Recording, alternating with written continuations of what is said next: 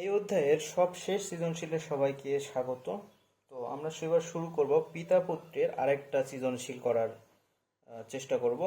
তো এই সৃজনশীল সবগুলো যদি আমরা করে ফেলি তাহলে ট্রাস্ট মি পরীক্ষাতে এর বাইরে কোনো কিছুই আসবে না, শুধু ডিজিট চেঞ্জ করে দেওয়া থাকবে, হয়তো একটু ভাষাগত চেঞ্জ থাকবে, এগুলাই। তো এই সবগুলো সৃজনশীল আমরা যদি করি তাহলে আমরা আশা করা যায় পরীক্ষাতে কেউ আর পারবে না এমনটা হবে না, সবাই পারবে। তো আমরা শুরু করি। Sum of present age of father and son is 125 years. বর্তমান বাবা এবং ছেলের মোট বয়স হচ্ছে 125 বছর। বাবা এবং ছেলের বর্তমান বয়সের সমষ্টি হচ্ছে, সমষ্টি মানে যোগফল বা মোট বয়স হচ্ছে 125 বছর। আচ্ছা, 20 years ago, 20 বছর আগে, ফাদার এজ ওয়াজ 70 years, 20 বছর আগে বাবার বয়স ছিল 70 বছর। এখন প্রশ্নে আছে what is the age of father now. Now মানে কি এখন, আর এখন মানে প্রেজেন্ট। তাহলে আমরা লিখব 20 বছর আগে কত ছিল সেটা আগে লিখি। 20 years ago, 20 বছর আগে, এজ অফ ফাদার, 20 বছর আগে বাবার বয়স কত ছিল? 70 ইয়ার্স। তাহলে 20 বছর পর কত হবে? আফটার 20, শেড কলমে কালি শেষ। ওকে, hold on.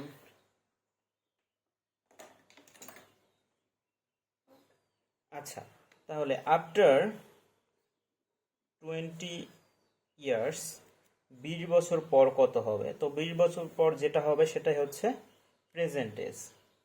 Therefore present age of father equal 09 years.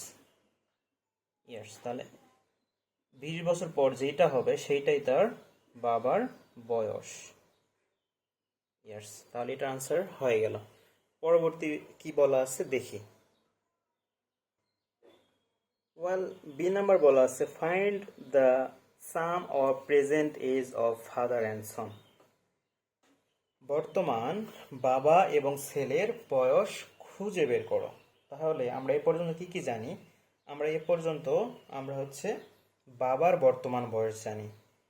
তাহলে বাবার বর্তমান বয়স কত আমরা বের করেছি? 90 বছর। তাহলে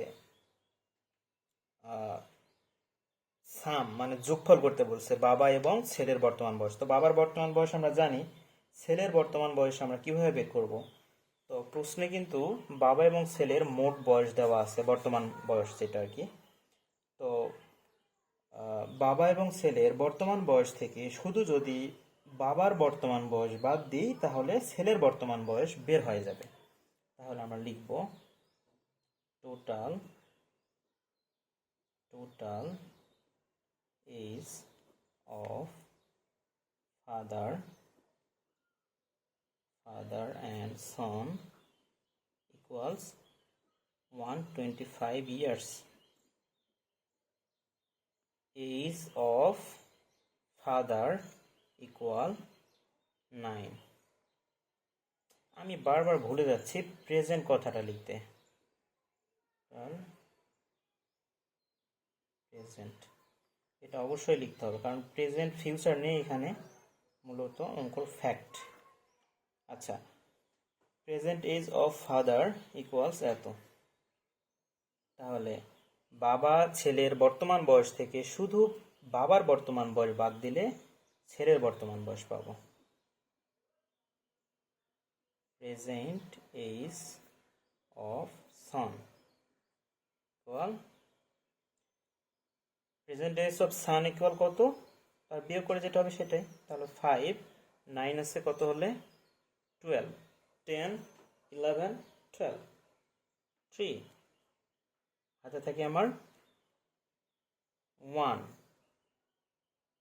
1 আমি যদি বিয়োগ দিই তাহলে 0 আসে, তো আমি সেটা লিখব না। তার মানে ছেলের বর্তমান বয়স বের হয়েছে কত? 35 বছর। কিন্তু প্রশ্ন কি শেষ হয়ে গেছে? না, এখনো প্রশ্ন তো শেষ হয়েছে, উত্তর এখনো হয় নাই, মানে আরও আমাদের করতে হবে। প্রশ্নের দিকে আমরা আবার ফিরে যাই। এই পর্যন্ত রেখে অনেকে স্টপ করে দেবে যে অঙ্কটা আমার হয়ে গেছে, কিন্তু আসলে না। বলা আছে find the sum of present age of father and son. বাবা এবং ছেলের বর্তমান বয়সের যোগফল বের করতে হবে। তাহলে ছেলের বয়স আমি এখন পেয়ে গেছি, আর বাবার বর্তমান বয়সটা আমি জানি। তাহলে আবার আমি রিপিট লিখব, present age of father equal কত? 90 ইয়ার্স।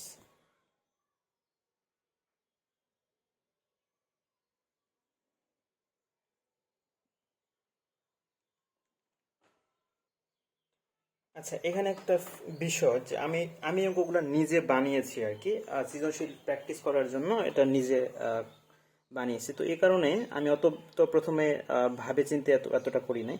তো এই জন্য এখানে একটা ফ্যাক্ট হচ্ছে যে আমি যদি আবার যোগ করি তাহলে ঘুরে ঘুরে ওই যে কি বলে 125 আবার বের হয়ে যাবে। তার মানে অঙ্কটা আমার এভাবে দেওয়া ঠিক হয় নাই। অঙ্কটা হবে এভাবে, find the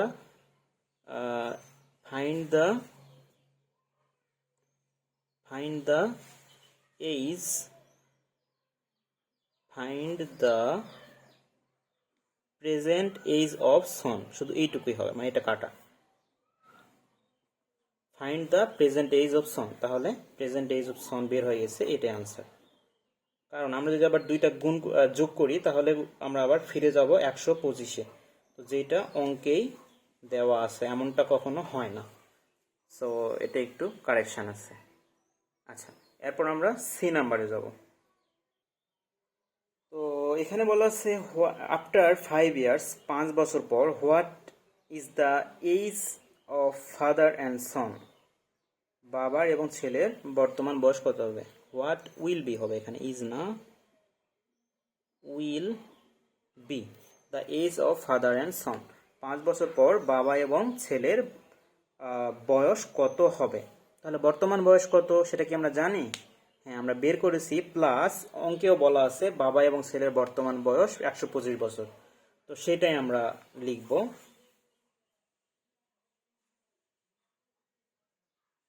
present age of father and son equal 125 years. বর্তমান বাবা এবং ছেলের বয়স হচ্ছে কত? 125 বছর। তাহলে আফটার 5 ইয়ার্স, কমাটা এখানে না, কমাটা হবে এখানে। আফটার 5 ইয়ার্স, 5 বছর পর,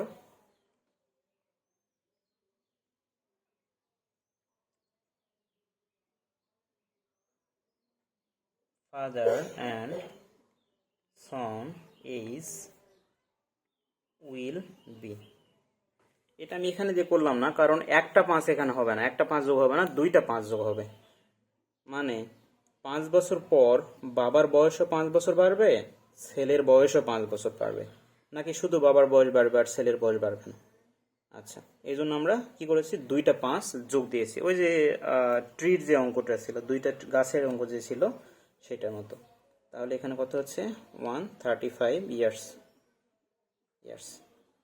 তাহলে আনসার 135 ইয়ার্স। আচ্ছা, তো এইটাই ছিল মূলত এই অঙ্কগুলোর সব সমাধান। তো আশা করি আমরা সবাই বুঝতে পেরেছি। তো বুঝে যদি থাকি তাহলে ইনশাল্লাহ পরীক্ষাতে আমরা সবাই ভালো করব। তো সবার জন্য শুভকামনা থাকলো।